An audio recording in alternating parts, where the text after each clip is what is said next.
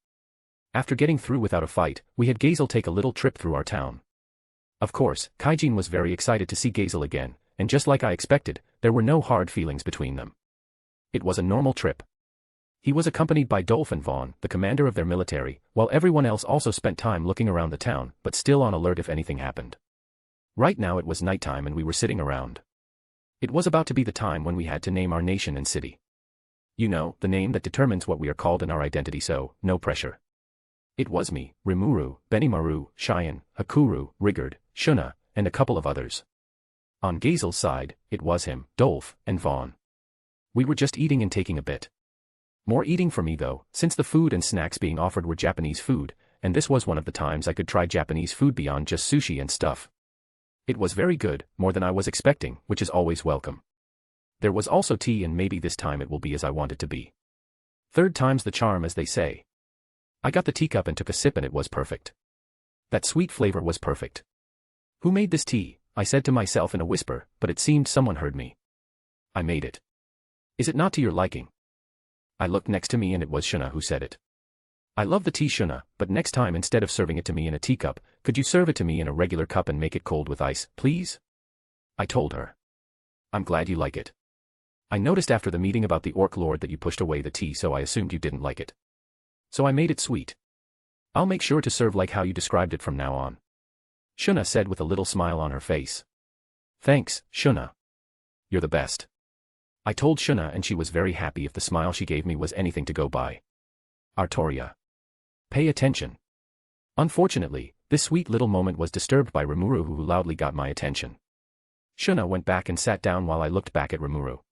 What is it, Rimuru? You haven't been paying attention.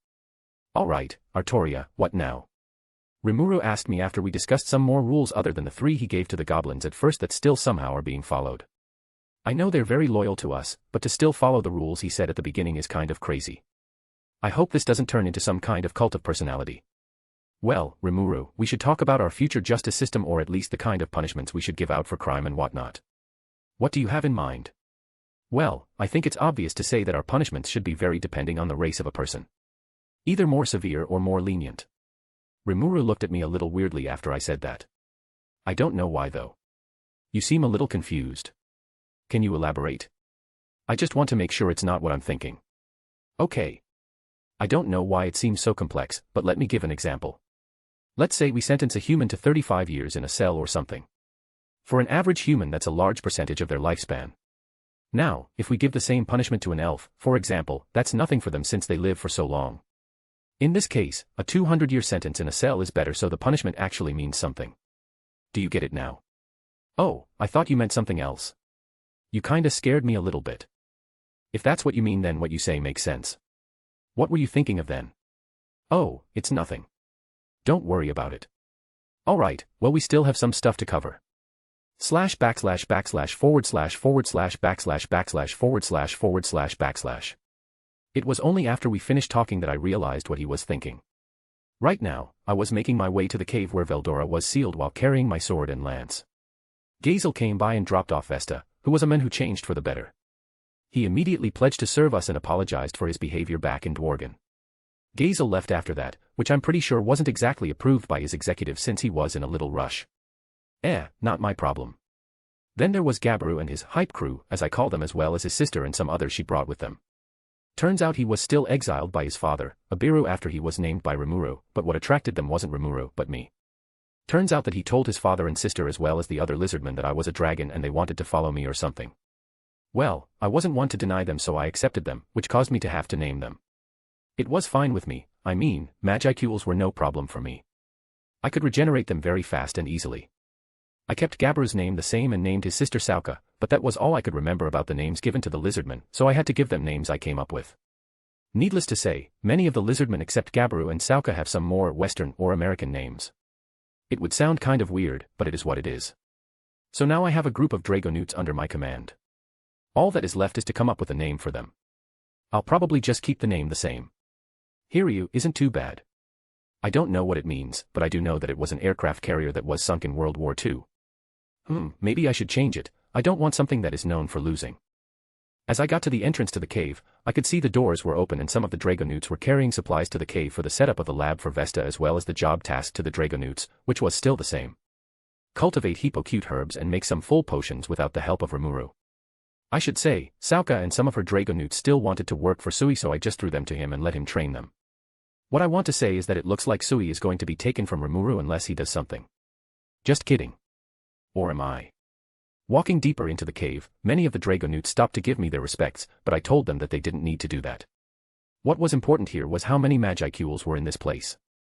I would let Excalibur and Rongaminiad absorb the Magicules of this place so they can sooner evolve into mythological grade weapons and I get the ultimate skills that come with them. I don't know much about ultimate skills, but I do know that it doesn't really work like that. I'm not going to question how it works though.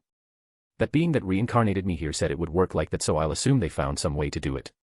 Now that I think about it, wouldn't the choices I picked have some kind of conflict somehow? I'll just stop thinking about it. I'll just chalk it up to that being's power and stuff somehow was able to correct whatever and make it sign Ridge Eyes or something like that. Trying to question the thoughts of a being like that is way above my pay grade. Anyway, getting back to where I was, I found a spot that was good.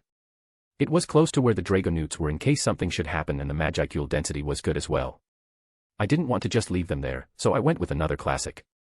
I stabbed Excalibur and Rongaminiad into a rock to form an X shape. With that done, I went to where Gabaru was. He was currently rending to some fields getting it ready to grow some Hippocute herbs, but I just had to make sure he would actually grow those and not anything else. Good thing I had a plan that would work for this situation. "Hey, Gabaru," I said loudly to get his attention. Gabaru dropped what he was doing and came up to me giving me a little salute. "How can I help you, Lady Pendragon?" he said in a serious tone. "I already said this, but you don't need to be so serious and stiff all the time. Relax a little bit. Anyway, I came here to show you this." I was wearing some comfortable, everyday clothes. Not my armor or outlaw outfit. I reached into my pockets and took out a weed and a Hippocute herb. "Alright, Gabaru. You see this, right?" I said as I waved the weed and Hippocute herb in front of him. One in each of my hands. Gabaru just nodded at my question. Good. Now this is a weed. I waved the weed in front of him and he just followed it with his eyes. Make sure you remember what it looks like. If you see this, burn it, take it out, whatever. Just make sure you don't let this grow and spread all over the place. Do you understand? He nodded once again, paying close attention to what I was doing. And this is a Hippocute herb. I did the same thing and waved it in front of him. Make sure you grow this. If you see this, nurture it, let it grow, let it spread. This is what we want. Remember, if you do this right, Vesta will have an easier time with his research. Do you understand? Once again, he nodded. I don't want a nod. I want to heat your voice. Do you understand? Yes, ma'am. Good. Now I'll get out of here. Oh, and one more thing. You see those weapons over there? I said, pointing to Excalibur and Rongaminiad. Yes. Make sure nothing happens to them. Now there is nothing in this cave that can actually destroy them, but there are things that can throw them around and displace them. If that actually does happen, I can easily recover them, but use this as an opportunity to prove yourself. Those weapons mean a lot more than you can fathom. Got it. Gabaru gave me another salute and loudly proclaimed, I won't let you down, Lady Pendragon. I just nodded at him and left the cave and went back to the town. Slash backslash backslash forward slash backslash backslash forward slash backslash. I know I've said this many times, but these orcs are something else. This place was looking so much better than before. That skeleton template was being filled in and these roads were looking very nice. In fact, the cathedral was in the process of being built, and while it was still in construction, it still had this imposing aura around it. Something about Gothic architecture just does it for me. I don't know what is. As I was observing the cathedral being built, I saw Rimuru coming up to me. It's coming along nicely, isn't it, Rimuru? Yeah, it is. I do have to tell you though. I think there might have been a small misunderstanding about this and I thought I should tell you. What is it? So, I gave the design to Kaijin and he was impressed by the design, so I told them it was to be built for you and well, he understood the religion part, but he took the for you part kind of seriously. What I want to say is that, this is going to be your new home. You serious? Yeah. I looked back at the construction and it would be a waste to have it demolished after how much effort they already put into it. If that's the case, then I might as well make it comfortable for me. How so? I'll tell Kaijin to try to keep the temperature in check. He could use some runes or something to keep it nice and cool. I'm thinking something like a nice 65 or 70 degrees. What? Are you crazy? Are you trying to kill people with heat stroke or something? What are you talking about? 70 degrees is a nice, cool temperature. No, it's not. That is blazing hot. I was thinking where this confusion was coming from until hit me. What measuring system are you talking about? I'm talking about Celsius. Oh. I'm talking about Fahrenheit. We just stood there in awkward silence while we were both watching the orcs build the cathedral. So, nice weather we're having, don't you think? Celsius and metric are better than imperial. Rimuru just told me, ignoring the question I had. First of all, when it comes to temperature, Fahrenheit is way better for telling the weather. Celsius should stay in science since it is based on when water boils. I'll admit that the metric system is way better than the imperial system when it comes to distance and weight. The conversions are easier to do and understand compared to imperial. Alright, we'll measure temperature in imperial and other stuff in metric, how about that? Sound fine to me, Rimuru. This really isn't a big issue though, so it's whatever. Talking about issues, you do know we have to worry about money, right? Right now, we're not really involved in foreign stuff, but eventually, we will be. Could we make our own currency? Something like the yen or the US dollar. Rimuru, I don't want to sound rude, but you do know that's a pretty stupid idea given the position we're in right now, right? What do you mean? Do you even know what kind of currencies those are? Paper money. They're fiat currencies. They have no inherent value and the only thing backing them is the trust people have in the government. Now tell me, what country out there is going to have the slightest trust in us, not counting Dworgen, given that we're a country of monsters and are just recognized by Dorgon, which is the only reason others will take us somewhat seriously. I looked at him and he was a little squeamish. He just put his head down. Look, Rimuru, we're better off just using the coins from Dworgen, since that's the standard basically every nation uses. Unless you're trying to compete with Dworgen economically, don't bother. That being said, most of the money we'll make will come from trading and exporting our products. Especially those potions, full potions. Isn't that the only thing we have to export though? Think, Rimuru. What else do we have that could help Dworgen? Think about the environment and geography of Dworgen. What could they buy from us that will benefit them greatly? I could see Rimuru thinking, and also the moment he reached an epiphany. Our food. The farms we have are making a lot more food than normal. We can export and sell food to Dworgen since they are underground and are a mountainous region and they probably don't have much agriculture. Good, Rimuru, but you're also forgetting one thing. What is something dwarfs are known for besides blacksmithing? Drinking. Wait, you don't mean? I just let out a small grin. Yes, Rimuru. We can sell alcohol. Besides the potions, I think this will be one of our main sellers. They're used to beer and wine, but when I introduce them to some of the stuff I've already made, they'll start wanting more. I even have some stuff that will cater to the rich. You're not talking about that stuff you made in your house, right? The alcohol that was like 95% ABV. I looked at him like he was crazy. Are you serious? That was something personal. You're crazy if you think I'll sell that outside. Oh, okay. I thought you would actually sell that. That will be a Pendragon exclusive. It will only be sold in this town and nowhere else. Wait, what? Chapter 35, Chapter A/N. Curse you, Beryl. I'm talking about the hurricane, just to be clear. Not anyone named Beryl. Also, Spain won the Euros. I didn't really care who won it, but as long as England loses. Anyway, onto the chapter. Oh.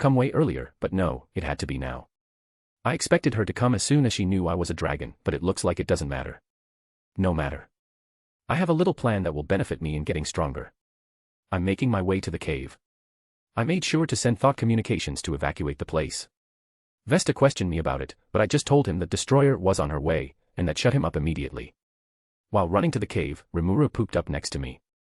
Arttoria, I know you felt that. What should we do? There's not much we can do, but I have a certain plan, and if things go south, you have our secret weapon. What do you mean? You have the honey, right? How do you know about that? Good. Keep that on standby. Also, it doesn't matter how I know, just that I do. Fine, whatever. We eventually made our way into the cave. I don't think Rimuru knew why I chose the cave. I think he just followed me since he looked at me as if I knew what I was doing. What are we doing in the cave anyway? I need the magicules they will bring here.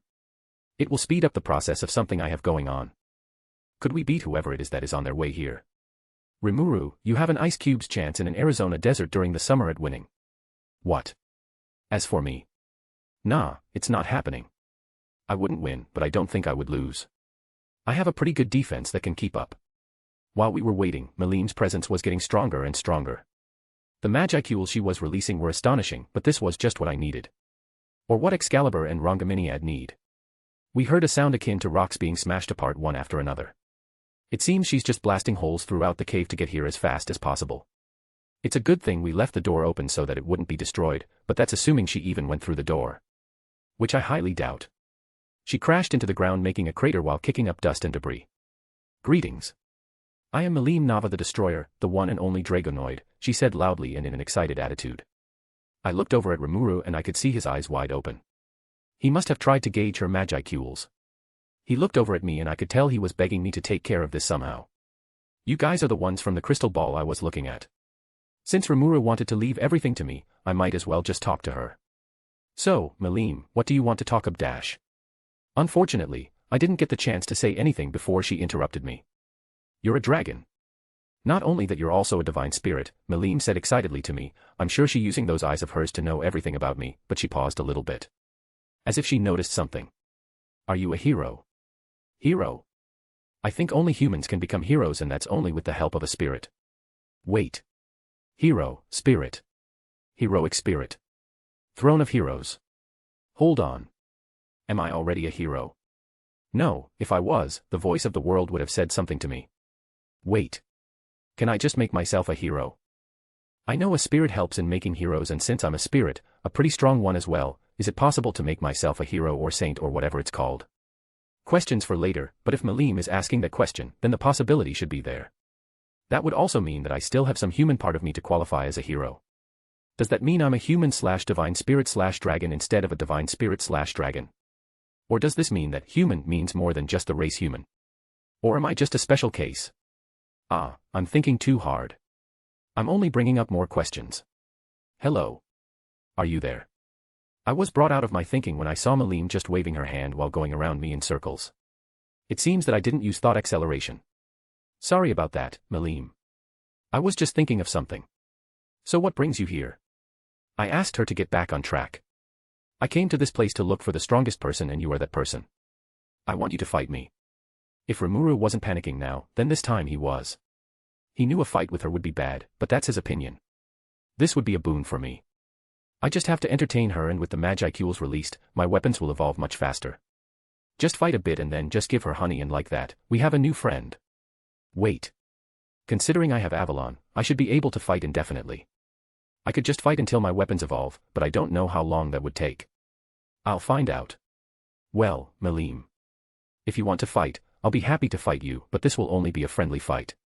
No stipulations. Is that fine with you? I asked her. That's fine with me. Will it be just you or will it also be the slime as well? Rimuru looked at me like I was crazy. Arttoria, what are you thinking? You can't just decide to fight someone who is super strong. I will be fighting someone super strong. But your fight is going to destroy this cave. Unless you set up a barrier or some kind of boundary. Everything will be destroyed. Calm down, Rimuru. How about this, before me and her fight, do you want to witness it or would you rather stay outside? What do you mean by that? I can set up a barrier of sorts and I can put you in it if you want to see our fight. I'd rather not. I'll just wait for you to finish. Are you sure? You might miss out on something valuable. Yeah, I'm sure. Alright, you're lost then. Hey, Milim, are you ready? Yes. Don't expect me to go easy on you. This is going to be so much fun. She was clearly very excited, but I was a little nervous. I just can't help it. This is Milim I'm talking about here. Alright, let me set up a barrier so we don't destroy this cave. I took Avalon which was hanging on my waist.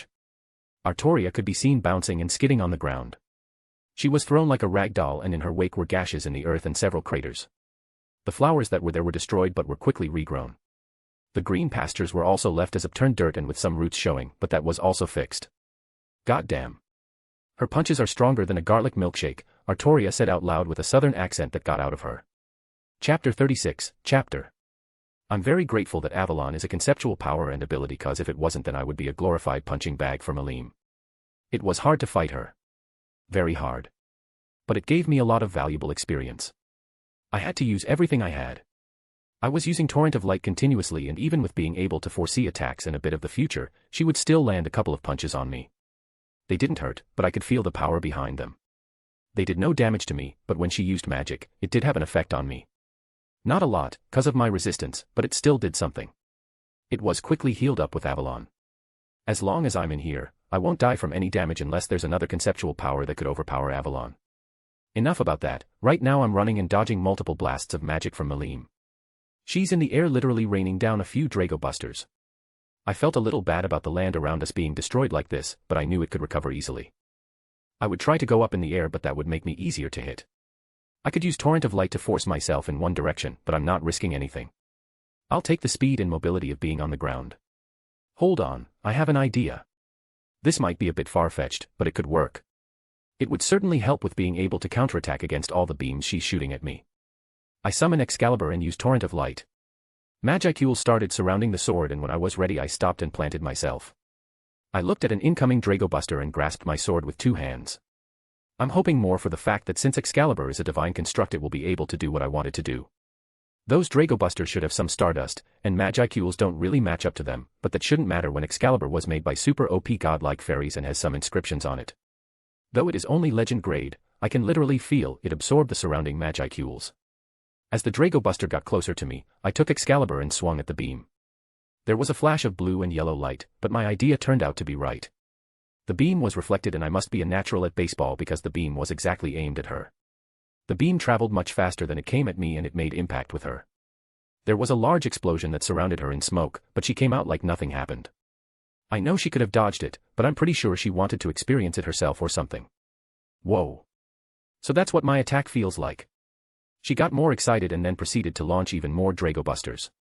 I ran around and knocked as many away as I could. Some missed and some hit, but it was doing no damage. The same thing could be said about myself. This has turned into a glorified baseball game at this point. A very destructive game of baseball, but if it means getting more Magicules for my weapons then I'll do what I have to do. Milim was laughing the whole time.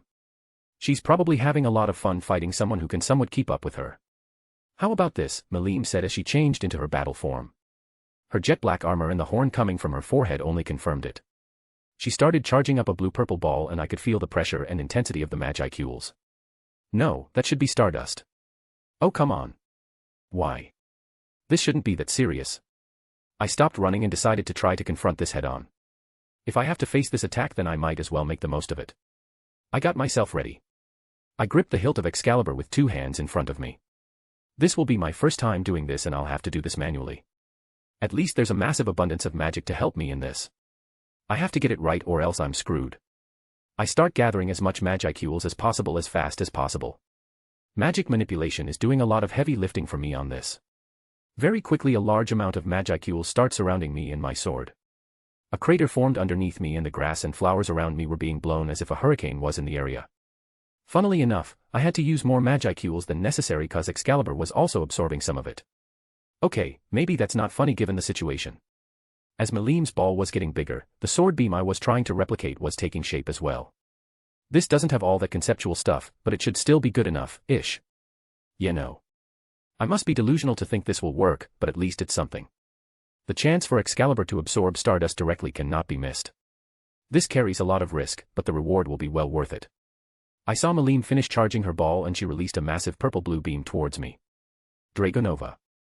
I saw that I would need a lot more Magicules, so with a last-ditch effort, I gathered even more Magicules not only from the environment but also for myself. I was using more than I could regenerate, but my efforts came to fruition. A large yellow beam of Magicules appeared and with a horizontal swing, I hit the Dragonova head-on. ///// ///// Outside Avalon. Rimuru had given up trying to analyze whatever barrier Arttoria had set up. Great Sage was giving him no results and the only thing he could come up with was that whatever this barrier was went beyond just Magicules and magic. He was just standing around the cave pacing back and forth. He was anxious about what was happening, but he couldn't really do much. He regrets not being part of the fight to at least witness it, but what's done is done. All he can do now is wait and see what happens. This is going to take forever. I can only imagine the destruction they are causing. //// /// /// Meanwhile in Avalon. It was a desolate sight. The plains that were filled with greenery were now gone. It was now just upturned dirt akin to a wasteland. There was a massive crater that seemed to stretch as far as the eye could see. On the bright side, the landscape was slowly recovering, going back to its former glory. Milim was just sitting down in the crater with a surprised look on her face. Some might call it a bit of shock. She was a bit dirty, but there was no damage done to her. Arttoria on the other hand was lying down in the crater. She looked fine, but the healing from Avalon was the only reason she looked like that. Despite the very grievous wounds she experienced from the attack, which were now healed, she had a giant smile on her face. She let out a little laugh. The risk paid off. She could hear the voice of the world talking to her. Confirmed. Ultimate skill, Excalibur, Sword of Promised Victory had been obtained. Another conceptual power to add to my arsenal. I just need to know what its sub-skills are.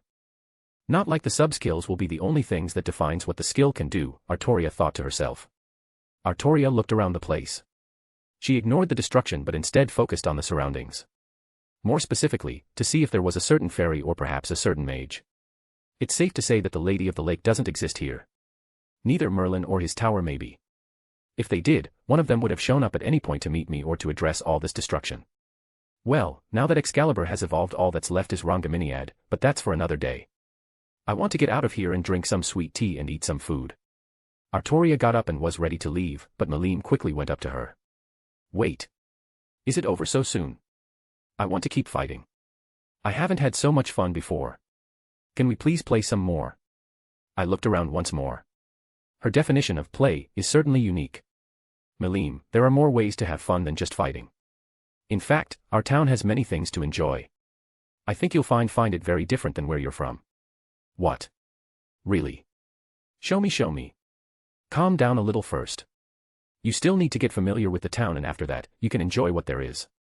Arttoria proceeded to disable the barrier and they reappeared at the cave where they were. Rimuru was relieved when Arttoria seemed to come out in one piece and that Milim seemed to be satisfied with their fight. Rimuru, I'll leave her to you. Give her a tour of the town and show her some of the fun stuff. Give her the honey if you want, but I need a drink and a little break. /////////////////////////////// Finally. There's nothing like coming home after fighting the daughter of what is basically the god of this world. It was a normal house I was living in until the cathedral was finished. I say normal, but this is still something more lavish than what is around. I managed to talk them down from building something more grand since I'll just move to another place later. Anyway, I got nice and comfortable. I let my hair down and changed into some comfy clothes for being at home. I'll let Rimuru handle Milim. I trust he won't do something dumb that will end up with me getting involved in whatever mess he creates. I went to the kitchen and started serving myself some sweet tea and plate of pastries and sweet bread. Oh, actually, I should check on the brisket I have. It's been about 18 hours, so it should be ready. Can't believe I forgot about that. I'm salivating just thinking about it. Sweet tea, brisket, and pastries. Sign me up. This is probably the best day I've had so far. I got a new ultimate skill from a fight and now I'm ready to eat my 20-pound brisket with some barbecue sauce. This day could not get any better. After getting my brisket from the grill and unwrapping it, I was in the kitchen ready to chop it up. It looked southwest out of place cause of its size, but it's whatever. It looks so tender and the black char on the outside just looks perfect. I gave it a slap and it wiggled as if it was gelatin. This a pure masterpiece. I started chopping it all up. I'm going to make some chopped brisket sandwiches with all this and eat it. I chopped it up and made my sandwich some hamburger buns. I put a bit of barbecue sauce on it and ate it. Oh yeah, this just how I remember it, if not, even better. While I was in the kitchen, I heard the door open. I didn't pay any mind to it. I knew it was Shuna who entered since she was the only one who could enter as she pleased. A bit weird saying it like that, but that's how it was. I saw her come into the kitchen and she looked at me and all the food that was laid out on the table. Hey, Shuna. You came just in time. Join me. I told her while I was still eating. I made a bunch of sandwiches while I was at it. It seems you're missing something from all this food on the table. I looked at the table. Multiple plates of brisket sandwiches, a lot of sweet tea, and some bread and pastries. I don't see anything wrong here. I don't see what's missing, Shuna. The only thing that is missing is you by my side at this table. Come and eat with me. You'll love this food. Shuna sat by my side and started eating with me. I could tell by the way her eyes lit up that she loved the food. Unfortunately, she seemed to call it quits after 4 sandwiches. Of course, I ate the rest. The whole thing. The 20 pounds were gone and all the bread and sweets as well. After finishing everything, I sat back lazily in my chair. I looked over at Shuna, and that time she seemed to look at me differently. What is it, Shuna? Do you feel fine? I feel perfectly fine. What about you? What happened on your side? I know Cheyenne and Benimaru were probably trying to force their way to fight. That is true. It was fine, though they were the hardest to convince. Sui almost snuck past me, but I caught him just in time. Hakuru was Mori understanding. He said that he trusted your skill with the sword. Benimaru and Cheyenne were a little more difficult to hold back, but I got it done. I just told them to have some faith in you. Thank you for that, Shuna. I'm going to take a nap. Feel free to stay and make yourself at home. I got up from my chair and went to my bed. I hopped into the bed and covered myself with the blankets. I don't know what this bed is made from, but it has to be the comfiest I've ever slept on. It would be hard to make this more comfortable. Just as I was going to nap a little bit, I felt someone get on the bed. I looked over and saw Shuna. Well, it seems that it could get more comfortable.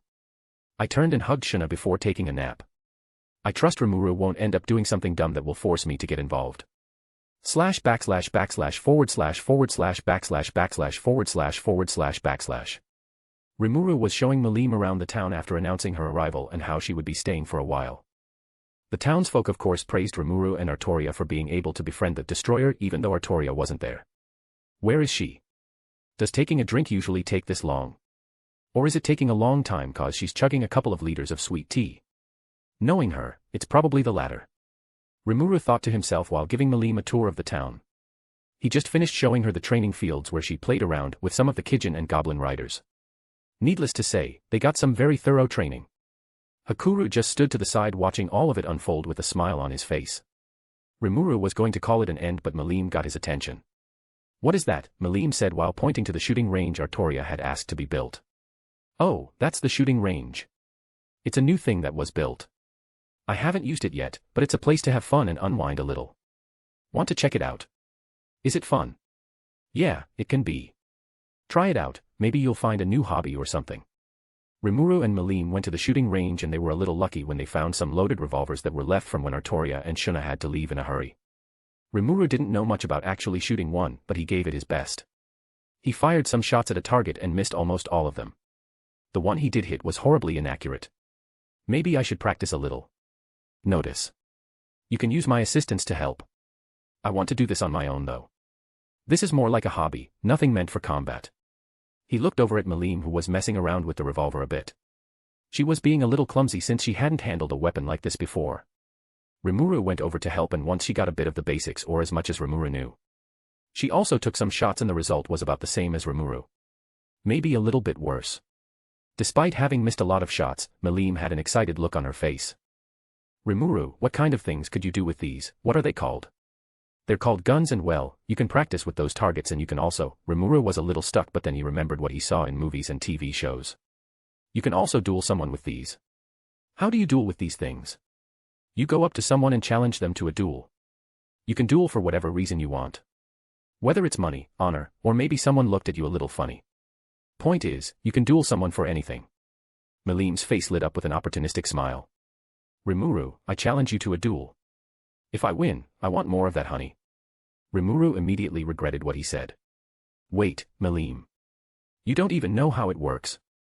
How can you duel without knowing the rules? He tried to get out of it, but he left out one tiny detail. You didn't refuse my challenge so that means it's on. You just have to teach me and then we duel. Oh no, what did I do? I'll just go on with it. I don't think she can win anyway. Well. Not like I can say anything. I've never done anything like this. Okay, Milim, but if we do this we have to dress the part. Rimuru went ahead and taught Milim about how dueling works in the Wild West style, from the stance to how to quick draw a gun. He even went as far as to ask Great Sage to make a pink cowboy hat with a little dragon logo on the front of the hat. Milim fell in love with it instantly. He went ahead and encouraged it further with some pink cowboy boots as well. It eventually got to the point where her outfit was a cowboy version of what she wore. Rimuru did the same to himself. He was a little excited. The opportunity to live out a tiny dream or fantasy was at his hands. Alright, let's duel now, Rimuru. Fine. But if I win, I want you to tell me who else is going to visit this town. Milim was a little taken aback, but when she remembered that she issued the duel and how the rules worked, she got herself together. Besides, she was besties now with Rimuru and Arttoria, even if she wasn't there for it, and it would ruin how they thought of her. They were both at a training field away from anyone else. They stood 20 paces away ready to pull their revolvers.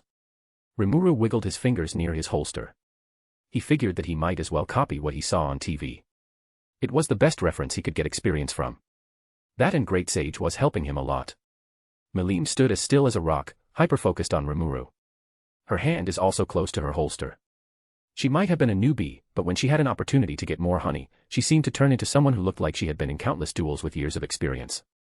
The wind blew softly between the two, their hair swaying with the wind. The trees also swayed in the wind, with some of the leaves being blown away. One lone leaf made its way to the middle of where Rimuru and Milim were standing. It swayed and made a couple of loops before finally making an impact with the ground directly in the middle of Rimuru and Milim. As soon as it made an impact, with a tacit understanding between them, they both drew their guns and fired. It was a little sloppy from both sides, but they were as equally experienced.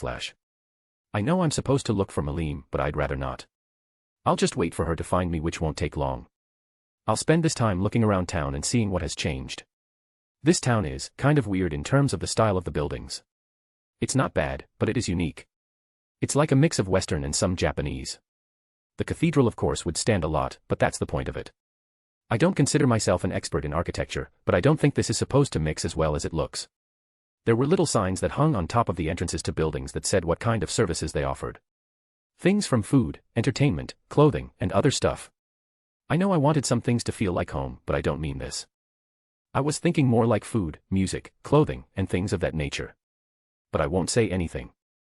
If this is how they want to build it, I'll let them. What better way to express ourselves to future visitors and nations than how we build things?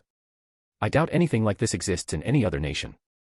I kept walking until I saw a sign that I was looking for. It was built at an entrance to the town.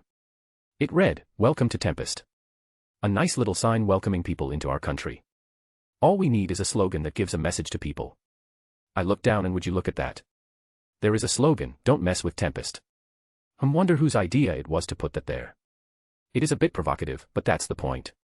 Of course more colorful language can be used, but I feel that will only lessen the impact.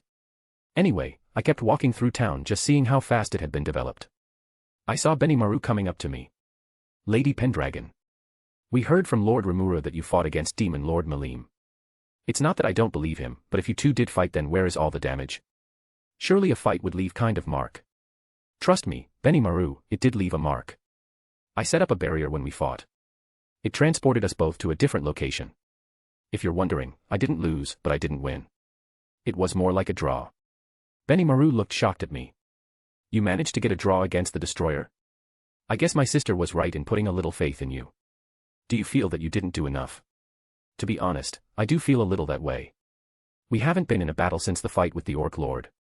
I can kind of understand how you feel, but fighting against Milim is not a good idea. Don't worry too much about it. Opportunities will present themselves eventually. You just have to be patient. Of course, Lady Pendragon. Well, how have things been, Benimaru? Well, my sister hasn't been home as often, since she seems more happy being with someone else. Benimaru said as he looked at me with a neutral face before he put a smile on his face. Well, I was a bit unsure about it at first, but when I saw how happy she seemed to be, I just let her make her own decisions. Just please treat her right. Benimaru, you don't have to worry about that. I would never do anything bad to Shuna. How are your parents, by the way? They've been more relaxed. My mother even has a little shop she runs. They've kind of stepped down since we're all following you now. I sort of take charge of the kitchen now. Well, that's good for them. I'll see you around then. I said goodbye to Benimaru and continued on my walk, and just in time Milim came crashing down in front of me. I also noticed Rimuru running behind her and rushing as fast as he could. Wait, Milim, don't do it.